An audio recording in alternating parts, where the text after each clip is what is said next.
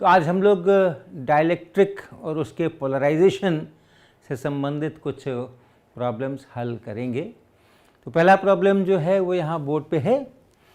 A disc shape cavity is carved out in a large block of a dielectric. तो कोई बड़ा सा dielectric है और उसमें हम एक डिस्क टाइप की कैविटी उसमें से निकली हुई है, ऐसा डिस्क टाइप की कैविटी ये निकली हुई है। The dielectric has a uniform polarization P naught in the direction parallel to the axis of the cavity। तो ये जो कैविटी है ये बॉक्स टाइप कैविटी, तो उसके अंदर में हमने एक उसका जो एक्सिस है उसके पैरेलल डाइलेक्ट्रिक में सब जगह पे पोलराइजेशन है। जहाँ जहाँ मटेरियल है वहाँ वहाँ ये पोलराइजेशन है और P नॉट पोलराइजेशन और इधर के डायरेक्शन में है, parallel to the axis of the cavity. Find the electric field in the cavity due to polarization. इस पोलराइजेशन के कारण से, ये जो पोलराइजेशन है इसके कारण से कैविटी में क्या फील्ड है ये अपने को पता करना है। तो चूंकि लार्ज डाइलेक्ट्रिक ब्लॉक कहा जा रहा है इसलिए इसका जो बाहर का सरफेस है वो बहुत दूर है और वहाँ पे जो चार्जेस आएंगे उनके कारण से हम यहाँ फील्ड नेग्लेक्ट कर सकते हैं। यूनिफॉर्म पोलराइजेशन है तो कोई वॉल्यूम चार्ज नहीं है, यहाँ सब जगह पर कोई चार्ज नहीं है, जो है सो सरफेस पे है, जो आउटर सरफेस पे है वो बहुत दूर है और यहाँ पे सरफेस है, यहाँ सरफेस है, यहाँ सरफेस है।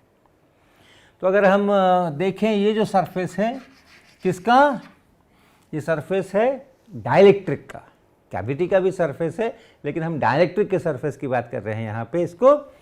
तो जो हमारा नॉर्मल लेंगे, यूनिट नॉर्मल, वो अंदर की तरफ लेंगे मटेरियल से अपोजिट ऐसा, और जो यहाँ पोलराइजेशन है वो ऐसा है और इसलिए जो सिग्मा है, सिग्मा बी इस सरफेस के ऊपर पी डॉट एन कैप, यानी पी नॉट है और फिर माइनस साइन के साथ में, क्योंकि एन और पी अपोजिट हैं तो ये ऐसा है। इतना चार्ज डेंसिटी है यहाँ पे ऐसा, और ये जो सरफेस है इस पर भी हम देखेंगे तो यहाँ जो n लेंगे वो इधर को लेंगे, फिर से वही यहाँ मटेरियल है तो मटेरियल जहाँ ख़त्म होता है उस तरफ हम ये n कैप लेते हैं और इसलिए ये जो सरफेस है इस पर जब सिग्मा बी लिखेंगे, ये अपर सरफेस,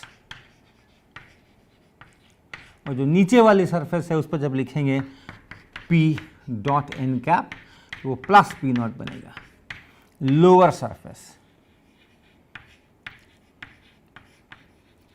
इसके अलावा ये कर्व्ड सरफेस भी है, इसका ये कर्व्ड सरफेस भी है, लेकिन यहाँ जो हम परपेंडिकुलर खींचेंगे बाहर ये अंदर कैविटी की साइड में वो परपेंडिकुलर हो जाएगा इस पी से और इसलिए वहाँ कोई चार्ज नहीं आएंगे। इस कर्व्ड पार्ट पे कैविटी का ये जो कर्व्ड वाला पार्ट है उस पर नहीं आएंगे, यही चार्ज इतने रहेंगे। और अगर ये पतली सी डिस्क टाइप की कैविटी है तो वैसी हालत में, और ये बड़ा सा है तो वैसी हालत में हम इनके कारण से जो लिख सकते हैं यहाँ पे electric field in the cavity,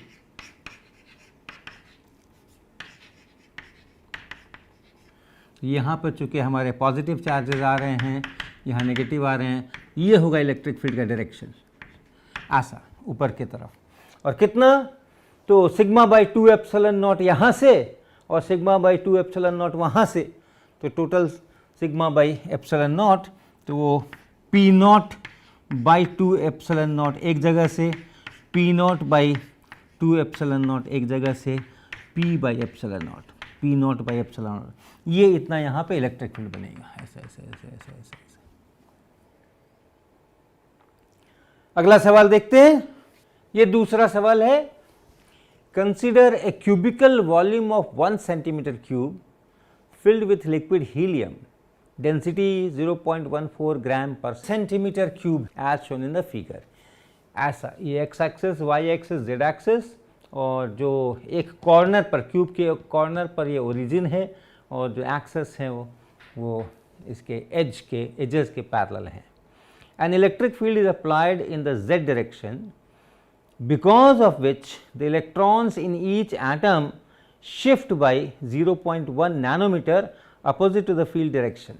so electric field जो है वो ऐसा अप्लाई किया गया है, ऐसा इलेक्ट्रिक फील्ड अप्लाई किया गया है और उसके कारण से हर एक इलेक्ट्रॉन शिफ्ट हो गया है by 0.1 nanometre opposite to the field direction. Find the dipole moment induced in each atom, the polarization vector and the bound charge induced on the surface. ये करना है अपने को. तो सबसे पहले एक dipole moment induced in each atom. तो हीलियम है, हीलियम के अंदर आप जानते हैं कि 2 इलेक्ट्रॉन्स होते हैं हर एटम के अंदर में और दोनों इलेक्ट्रॉन्स जो हैं वो 0.1 नैनोमीटर माइनस z डायरेक्शन में खिसक गए हैं. तो पॉजिटिव चार्ज अगर यहाँ रखते हैं +2e और नेगेटिव चार्ज नीचे आ गया है -2e और कितना नीचे आ गया है तो यह है 0.1 नैनोमीटर. ये डायपोल बन गया. हर एक एटम अब डायपोल बन गया. उसके जो चार्जेस पॉजिटिव हैं वो अपनी जगह पे और नेगेटिव चार्ज नीचे आ गए हैं. तो ये डायपोल बन गया और इसलिए जो डायपोल मोमेंट है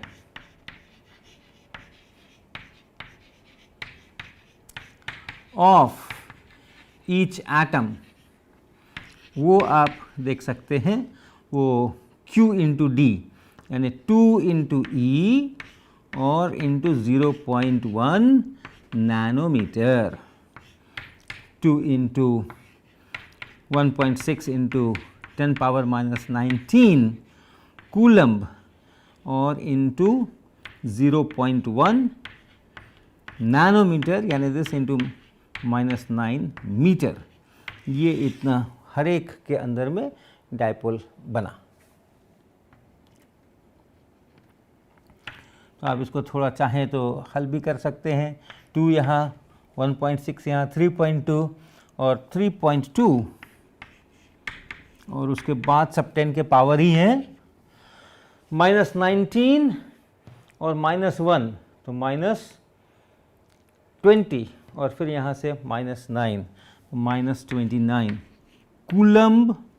ये कूलम्ब है, इतना कूलम्ब है ये और इनटू ये यहाँ पे मीटर है. ये डायपोल मोमेंट का unit coulomb metre, charge into distance. तो ऐसा बी पार्ट में देखिए पोलराइजेशन वेक्टर. पोलराइजेशन वेक्टर मतलब dipole moment per unit volume. तो इस पूरे हीलियम इस ब्लॉक को ही एक साथ देख लेते हैं कि हर जगह यूनिफॉर्म ही है. तो इसके अंदर में कितने एटम्स हैं पहले ये देख लें. इसमें कितने एटम्स हैं ये देख लें. हर एक एटम का डायपोल मोमेंट मुझे पता है तो टोटल कितना डायपोल मोमेंट हो गया और फिर वॉल्यूम से भाग लगा देंगे तो हमें पोलराइजेशन का वैल्यू मिलेगा. तो कितने एटम्स हैं. ये 1 सेंटीमीटर क्यूब है. ये 1 सेंटीमीटर क्यूब है तो इसका मतलब है कि 0.14 ग्राम है ये, क्योंकि इसकी डेंसिटी जो है वो 0.14 ग्राम पर सेंटीमीटर क्यूब है. और हीलियम है तो 4 ग्राम्स में 6 इंटू 10⁻23 इतने एटम्स होंगे. ये 4 कहाँ से ला रहा हूँ मैं. इसका जो एटॉमिक मास है वो 4 है, 4 पॉइंट कुछ होगा. तो 2 प्रोटॉन्स होते हैं, 2 न्यूट्रॉन्स होते हैं. तो 4 ग्राम ये इसका एटॉमिक मास बनेगा और उतने में एवोगैड्रो नंबर के बराबर 6 इंटू 10⁻23 इतने एटम्स हैं. तो इतने के अंदर 0.14 ग्राम, इसके अंदर में कितने बनेंगे 6 इंटू 10⁻23 इंटू 0.14 डिवाइडेड बाई 4 इतने एटम्स बनेंगे. और हर एक एटम के ऊपर कितना डायपोल मोमेंट है वो यहाँ है और वो अगर यहाँ पर है हर एक डायपोल एटम के ऊपर जो डायपोल मोमेंट है वो यहाँ पर है. इतने एटम्स हैं तो टोटल डायपोल मोमेंट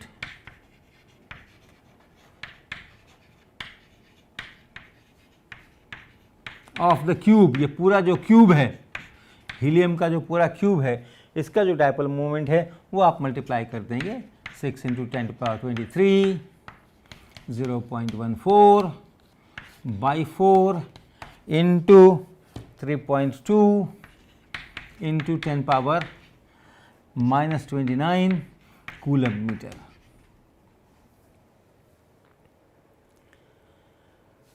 तो ये टोटल डायपोल मोमेंट हुआ, और कितने वॉल्यूम में है ये 1 सेंटीमीटर क्यूब के वॉल्यूम में है। तो इसलिए जो इसका पोलराइजेशन है P,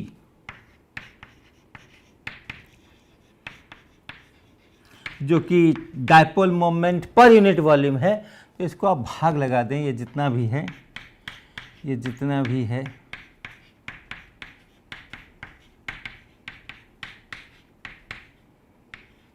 कूलम्ब मीटर यहाँ है, और 1 सेंटीमीटर क्यूब है तो 10⁻⁻⁶ मीटर क्यूब। तो 1 मीटर क्यूब से इसको काट के आप स्क्वायर कर सकते हैं। कूलम पर मीटर स्क्वायर ये पोलराइजेशन का यूनिट भी है, क्योंकि सरफेस चार्ज डेंसिटी अक्सर इसी के P0 के बराबर निकला करती है। तो सरफेस चार्ज डेंसिटी जैसे कूलम बाई मीटर स्क्वायर है, वही यूनिट इसका आ रहा है। तो ऐसे करके आप इसका पोलराइजेशन जो है P वो निकाल सकते हैं। और P अगर निकल गया तो जो bound charge induced on the surface है वो भी आप आसानी से निकाल सकते हैं। सी पार्ट इसका जो बाउंड चार्ज है सिग्मा B, वो P डॉट इन कैप ऐसा है, जो कि यही बन जाएगा। ये जितना P है उतना ही बन जाएगा, कहीं पे प्लस, कहीं पर माइनस और कहीं पे ज़ीरो, ऐसा ही बनेगा। जो यहाँ पे सरफेस है, यहाँ पे यहाँ तक मटेरियल है, ये एन कैप का डायरेक्शन है, यही इलेक्ट्रिक फील्ड का डायरेक्शन है। तो यहाँ पर जो आएगा वो पॉजिटिव चार्ज सिग्मा B, यहाँ जो आएगा वो नेगेटिव चार्ज, और बाकी सारे सरफेसेस पे ज़ीरो। तो इस प्रकार से इसमें चार्जेस जो है वो इसके सरफेस पे इंड्यूस होंगे। तो ये है अगला सवाल। A small spherical cavity is carved out in a large block of a dielectric. तो एक बड़ा डाइलेक्ट्रिक का ब्लॉक है, और इस बार एक स्फेरिकल कैविटी उसमें से निकाली गई है, छोटी स्फेरिकल कैविटी निकाली गई है। Small spherical cavity is carved out. Uniform polarization P exists in the material. तो एक यूनिफॉर्म पोलराइजेशन P इसमें मटेरियल में एग्जिस्ट करता है, ऐसा हर जगह। Find the electric field in the cavity. इस कैविटी के अंदर में हमें इलेक्ट्रिक फील्ड जानना है। फिर से इलेक्ट्रिक फील्ड आएगा कहाँ से? जहाँ जो सरफेस चार्ज बनेंगे इस डाइलेक्ट्रिक पर, वहाँ से आएगा। और चूँकि लार्ज ब्लॉक है इसलिए दूसरा सरफेस बहुत दूर है, वहाँ से जो इलेक्ट्रिक फील्ड है उसको हम लोग नेग्लेक्ट करेंगे। तो हमें पहले यहाँ पे चार्ज डेंसिटी चाहिए, सरफेस चार्ज डेंसिटी, और उसके आधार पे उस सरफेस चार्ज डेंसिटी के कारण से कितना फील्ड है ये चाहिए। तो सरफेस चार्ज डेंसिटी तो हम लोग लिख ही सकते हैं, sigma B equal to P और n कैप। तो अगर हम यहाँ हैं तो ये n कैप है, अगर हम यहाँ हैं तो ये n कैप है, अगर हम यहाँ हैं तो ये n कैप है, ऐसा नॉर्मल टू द सरफेस। और जो मटेरियल है उसके उल्टी तरफ वो हमारा n कैप बनता है। तो अगर हम इसमें से करेंगे तो इसको हम अगर z एक्सिस कह दें, ऐसा जो इसका डायरेक्शन है, तो हम लोग लिखेंगे यहाँ पे P मैग्नीट्यूड और फिर cos थीटा, इससे जो और माइनस के साथ में cos थीटा।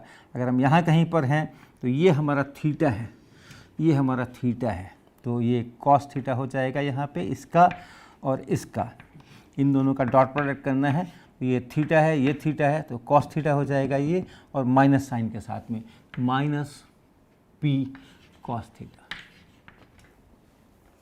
ऐसा यहाँ पर आएगा। तो जहाँ थीटा बराबर 0 वहाँ पर माइनस P नेगेटिव चार्जेस होंगे, कैविटी में यहाँ पे नेगेटिव चार्जेस होंगे। देखिए पोलराइजेशन इधर है, इलेक्ट्रॉन्स जो है वो क्या होंगे, पोलराइजेशन इधर है का मतलब है कि इलेक्ट्रिक फील्ड जो है वो इधर ही रहा होगा, और इसलिए उन्होंने इलेक्ट्रॉन्स को इधर पुश किया है। तो इसलिए इधर यहाँ वाले इलेक्ट्रॉन्स यहाँ आ गए तो नेगेटिव चार्ज। सिमिलरली यहाँ से इलेक्ट्रॉन्स जो हैं वो इधर शिफ्ट हो गए तो यहाँ पॉजिटिव चार्ज। हर एक जगह पे पूरे में इसी तरह से पॉजिटिव और नेगेटिव चार्जेस होंगे। डेंसिटी वेरी करेगी, और डेंसिटी ऐसे वेरी करेगी। और इस वाले का हम लोग जानते हैं, इस वाले के कारण से जो इलेक्ट्रिक फील्ड है वो हम लोग जानते हैं कितना है। वो इलेक्ट्रिक फील्ड जो है वो यूनिफॉर्म होगा, और ये P/3 एप्सिलॉन नॉट इतना आएगा और इसी डायरेक्शन में आएगा। तो हम लोगों ने ये करके रखा हुआ है कि सिग्मा नॉट cos थीटा वही डिस्ट्रीब्यूशन है, P cos theta with a negative sign, उल्टे साइन के साथ में। तो उसके कारण से ये इस प्रकार का यहाँ पे फील्ड बनना, माइनस P/3 पहले minus sigma not by 3 epsilon not निकाला होगा हमने, और अभी ये P/3 एप्सिलॉन नॉट यूनिफॉर्म, अंदर में जो फील्ड है इस कैविटी के अंदर में यूनिफॉर्म इलेक्ट्रिक फील्ड है। और अगले सवाल पे चलते हैं। तो ये है अपना अगला सवाल, a long thin cylindrical cavity is carved out from a big dielectric material with a uniform polarization P parallel to the axis of the cavity। इस बार हमारे पास में फिर से एक बड़ा सा ब्लॉक है और उस बड़े से ब्लॉक में हमने एक cylindrical long thin cylindrical cavity ये खाली की हुई है, ये जगह खाली की हुई है। The radius of the cavity is R, ये जो इसका रेडियस है इस कैविटी का, ये सिलेंडर है उसका जो रेडियस है वो आर है, एंड लेंथ इज एल, ये यहाँ से यहाँ तक ये, and its length is L. Find the electric field at the centre of the cavity, यहाँ पे हमें इलेक्ट्रिक फील्ड चाहिए। तो अब तक आप समझ ही गए कि हमें क्या करना है, पहले यहाँ पे चार्जेस पता कर लेने हैं और उसके बाद उन चार्जेस के कारण से यहाँ पे फील्ड निकाल देना है। और चार्जेस भी निकालना वो भी आपको अब तक पता हो गया, sigma B is P dot N cap ऐसा। और ये अगर करते हैं हम तो यहाँ पे इस तरफ अगर ये पोलराइजेशन का ये P है parallel to the axis of the cavity, तो वैसी हालत में P dot N, N cap हमको इस साइड में लेना है, यहाँ पे नेगेटिव चार्जेस आएंगे, नेगेटिव चार्जेस अपर सरफेस पे, माइनस P ये इतना ऑन द अपर सरफेस, और लोअर सरफेस पे जब जाएंगे तो यही हो जाएगा प्लस P लोअर सरफेस।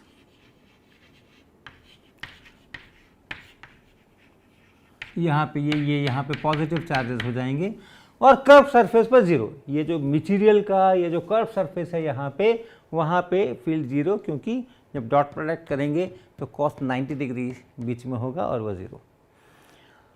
और इसलिए इस ये जो यहाँ पर जो ये मटेरियल है डिस्क शेप का, यहाँ जो चार्ज है वो चार्ज हो जाएगा पाई आर स्क्वायर और इंटू पी नेगेटिव के साथ में।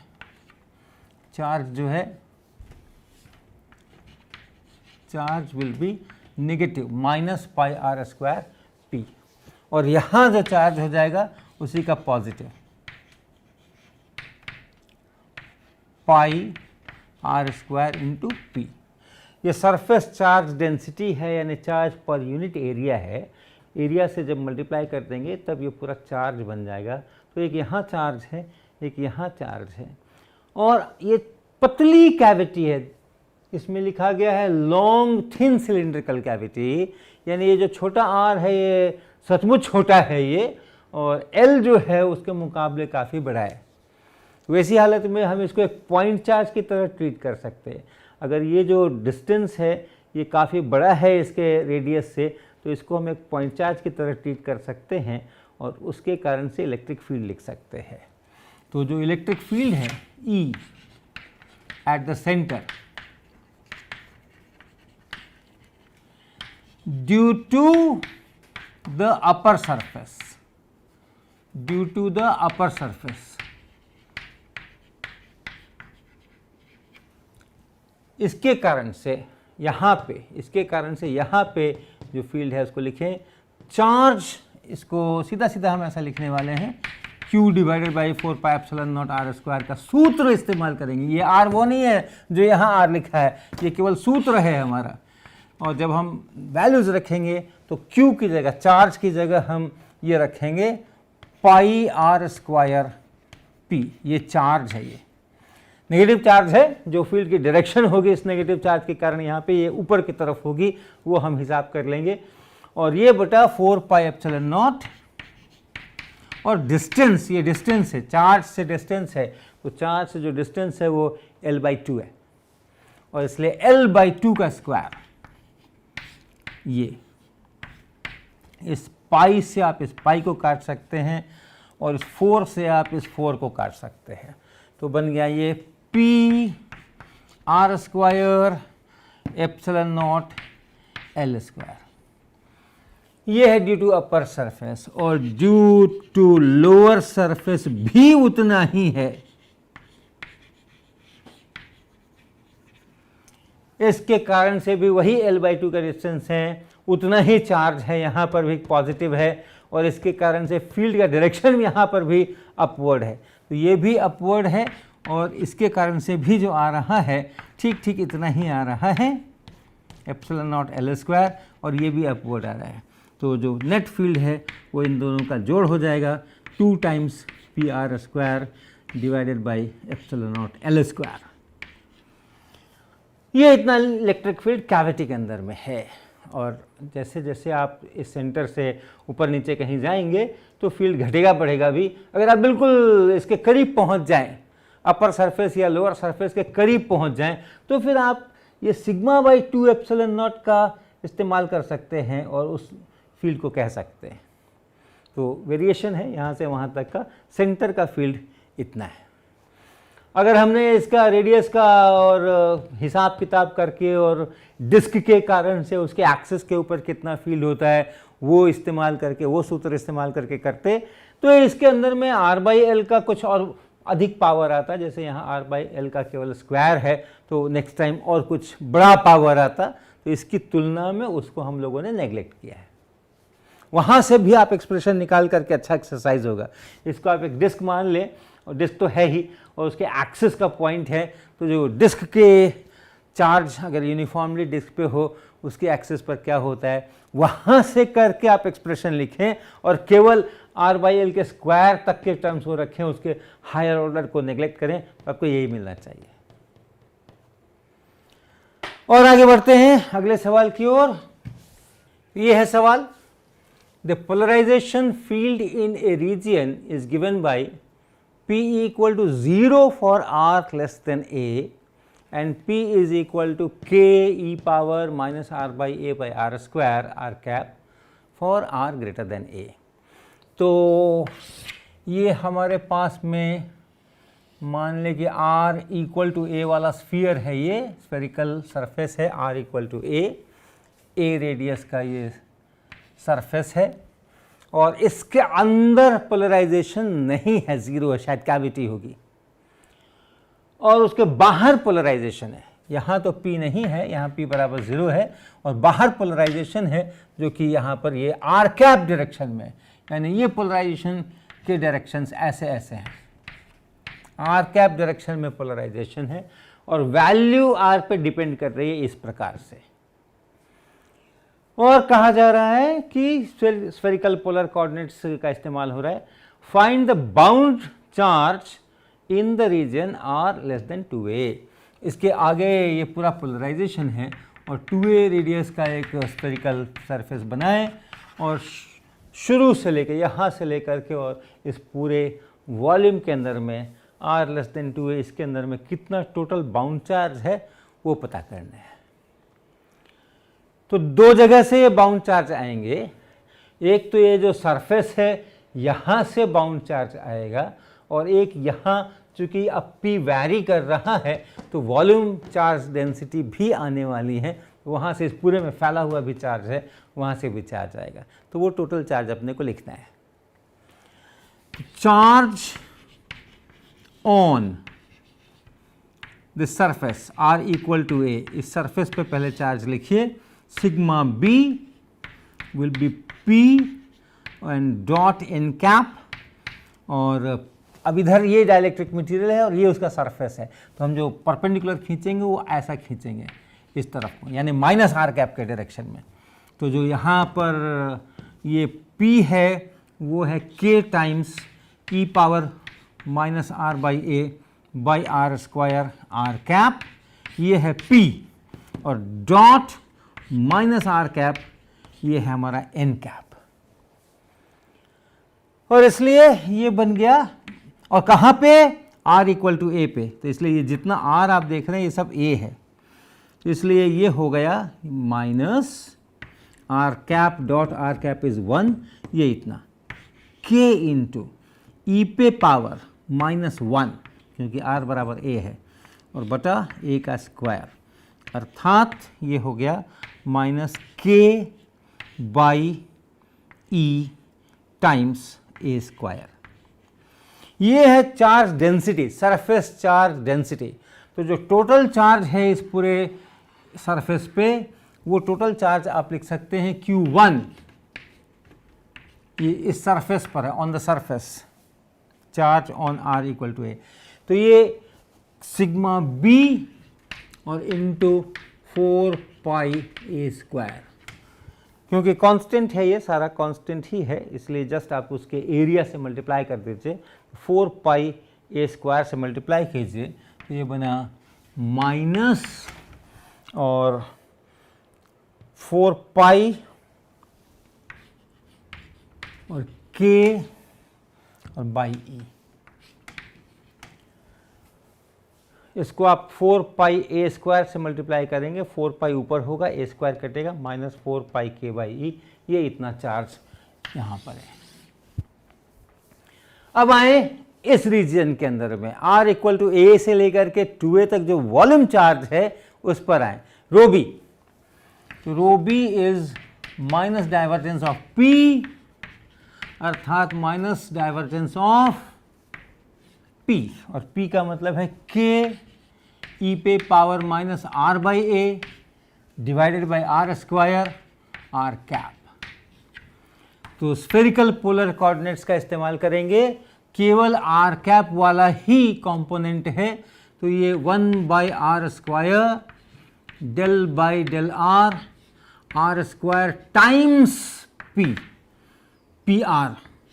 तो ये PR उतना ही है जितना कि ये पूरा ये P है, अर्थात यहाँ पे 1 बाई R स्क्वायर और फिर डेल डेल R, और R स्क्वायर से इसको मल्टीप्लाई कर दीजिए, इस P को R स्क्वायर से मल्टीप्लाई कर दीजिए, तो ये ख़त्म हो गया, बच गया K e पे पावर माइनस R बाई ए, यानी K e पे power minus R by a, ये इतना बच गया।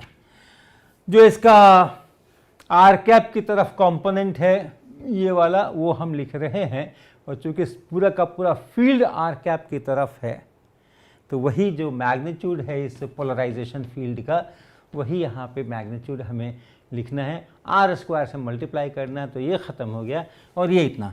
तो 1 बाई R स्क्वायर यहाँ, डेल डेल R कर दीजिए, तो K ये ले लीजिए, माइनस 1 बाई ए ले लीजिए, और e पे पावर माइनस R बाई ए कर दीजिए। ये है चार्ज डेंसिटी, और ये चार्ज डेंसिटी R पे डिपेंड कर रही है।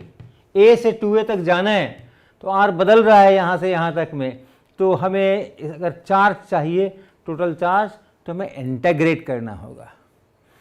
तो Q2 अगर आप लिखना चाहते हैं तो इसको इंटीग्रेट करना होगा, रो बी डी टाउ ये करना होगा, और ये आप आराम से कर सकते हैं, 1 बाई R स्क्वायर के और माइनस यहाँ ए यहाँ लगा लीजिए, तो इसका हिसाब हो गया, और e पे power minus R by a, ये तो है चार्ज डेंसिटी, ये माइनस यहाँ है, और ए आर स्क्वायर है, ये यहाँ माइनस लिख लेते हैं, और ये ए यहाँ लिख लेते हैं। तो ये माइनस लिख लिया हमने, ये ए लिख लिया हमने, और के लिख लिया हमने, और आर स्क्वायर लिख लिया हमने, और ये लिख लिया हमने, इनटू 4 पाई R स्क्वायर डी आर, क्योंकि केवल R पे डिपेंड करता है, थीटा फाई पे डिपेंड नहीं करता। तो जो sine theta D theta D phi है उसका इंटीग्रेशन होकर के 4 पाई हो जाएगा, या आप सीधा इंटरप्रेट कर सकते हैं कि हमने R और R प्लस डी आर का के बीच का ये शेल ले लिया, और उसके अंदर में कितना चार्ज है वो देख लिया, और फिर उसको इंटीग्रेट कर दीजिए। तो बस इसको इंटीग्रेट कर दीजिए, काम खत्म है। K माइनस K, और इस R स्क्वायर से आप इस R स्क्वायर को कट कर सकते हैं, तो माइनस K और 4 पाई भी है, तो 4 पाई K माइनस, ये कर लीजिए, इसको भी ले लीजिए, इस बटा A को भी ले लीजिए, तो माइनस ले लिया, इस A को ले लिया, इस K को ले लिया, उस 4 पाई को ले लिया, सिर्फ इसको इंटीग्रेट करना है। इसको जब इंटीग्रेट करेंगे, e पे power minus R by a divided by minus 1 by a, ये आएगा, और a से 2a तक इसमें लिमिट रखना है अपने को। तो ये कर लीजिए, यहाँ पर आप इसमें 2a रख दीजिए, तो ये e पे पावर -2 हो जाएगा, 1/e² हो जाएगा। और यहाँ पर जब a रखेंगे तो e पे पावर -1 यानी 1/e हो जाएगा। ये करके ये एक्सप्रेशन कर दीजिए, और जो टोटल चार्ज q आपको मिलना है वो q1 + q2 मिलना है, ये कर लीजिए, और इस तरह से टोटल चार्ज आप निकाल डालिए। ये थोड़ा सा अभ्यास किया हमने, जो हमारे बाउंड सरफेस चार्ज डेंसिटी और बाउंड वॉल्यूम चार्ज डेंसिटी, अगर हमें पोलराइजेशन पता हो किसी डाइलेक्ट्रिक में तो हम लिख सकते हैं, उसका हम लोगों ने आज ये अभ्यास किया है।